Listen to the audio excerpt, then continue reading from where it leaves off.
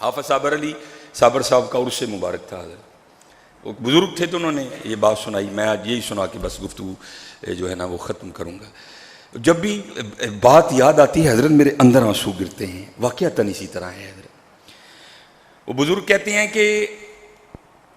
بارش نہیں برس رہی تھی، ایک پانی کی بارش ہے حضرت، ایک رحمت کی بھی بارش ہے، پانی کی بھی بند ہو جاتی ہے، رحمت کی بھی بند ہو جاتی ہے حضرت، رزق کی بھی بند ہو جاتی ہے، لیکن کیا اعمال ہمارے اپنے ہوتے ہیں۔ وہ کہتے ہیں بارش نہیں ہو رہی تھی، ہر بندے نے آ کر نا حافظ صابر علی صابر رحمۃ اللہ تعالیٰ علیہ کو کہنا جناب وہ دعا فرماؤ بارش واسطے، اور حافظ صابر صاحب کی دعا اللہ ایسے ترلے تھے کہ جو بندہ سنتا تھا نا بندے کو یقین ہوتا تھا بابے نے منا لینا رب نے، لیکن بڑے دن حافظ صاحب نے دعا کی لیکن بارش نہیں برسی حضرت۔ تو کچھ لوگ ہوتے ہیں نا حضرت جن پہ اللہ کی اتنی رحمت ہوتی ہے، وہ عرضی بھی ڈالیا کرتے ہیں رب کریم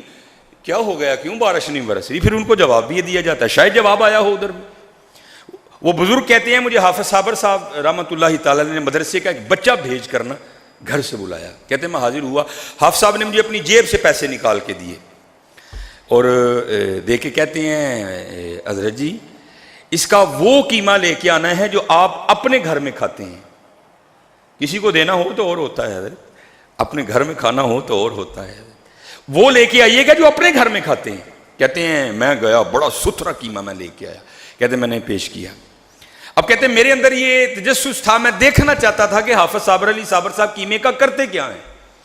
لیکن مجھے فرمانے لگے تسی جاؤ، کہتے میں بھی نہیں گیا کوئی، میں باہر جا کے نا سائڈ پہ چھپ گیا۔ کہتے حافظ صاحب اپنی مسجد سے نکلے اور جو گلیوں سے راستہ ہے نا اڈے پہ جانے کا بھوپال والے، کہتے اس گلیوں میں ڈال گئے، کہتے میں بھی پیچھے پیچھے تھوڑا سا آگے جا کر نا کھڑے ہو کر کہتے ہیں حضرت جی چھپ کے نہ ہو میرے نال نہ لیا اللہ، کہتے میں ساتھ ساتھ چل پڑا۔ کہتے ہیں بھوپال والا مین اڈے پہ گئے، اڈا کراس کر کے نا ہم وہ پہلیوں میں اتر گئے۔ کہتے جب پہلیوں میں اترے تو کیا دیکھا کہ وہاں نا ایک کتیا ہے جس نے بچے دے رکھے ہیں اور دودھ نہیں ہے، بچے پی رہے ہیں، دودھ نہیں آ رہا، بچے بھی دودھ پینے کے بعد نا جب دودھ نہیں آتا تو آسمان کی طرف منہ کر کے نا روتے ہیں، اور تھوڑی دیر بعد کتیا بھی منہ کی طرف آسمان کی طرف منہ کر کے نا وہ بھی آواز نکالتی ہے۔ اب دودھ کیوں نہیں آ رہا، اس کی وجہ یہ تھی کہ اس کتیا کی پچھلی دونوں ٹانگیں ٹوٹ چکی تھیں حضرت، کوئی گاڑی والا ہٹ کر گیا ہوگا، کیونکہ ہم بھی حضرت جب گاڑی پہ بیٹھتے ہیں تو پھر ہم کہتے ہیں جناب میں تو شاہی وکھری بن گیا ہوں، اگر پانی ہے تو نہیں دھیان کریں گے، کسی پہ چھینٹیں تو نہیں گریں گے، اگر مٹی ہے تو نہیں توجہ کریں گے، یہاں سے میں گاڑی تیز گزارنے لگا ہوں کوئی یہ نہ ہو یہاں بیٹھے بیٹھے دھول دھول ہو جائے، کون دیکھتا ہے حضرت۔ اس کو بھی کوئی ہٹ کر گیا تھا، اس کی پچھلی ٹانگیں ٹوٹ چکی تھی، اب وہ بھوکی تھی، پتہ نہیں کتنے دنوں کی بھوکی تھی، خود بھوکی تھی تو دودھ کہاں سے آتا حضرت، اب وہ بھی رو رہی ہے، اس کے بچے بھی رو رہے ہیں۔ کہتے ہیں حافظ صاحب نے نا وہ شاپر کھول کے نا اس کو فولڈ کر کے اس کے سامنے رکھا، وہ تو جناب ٹوٹ پڑی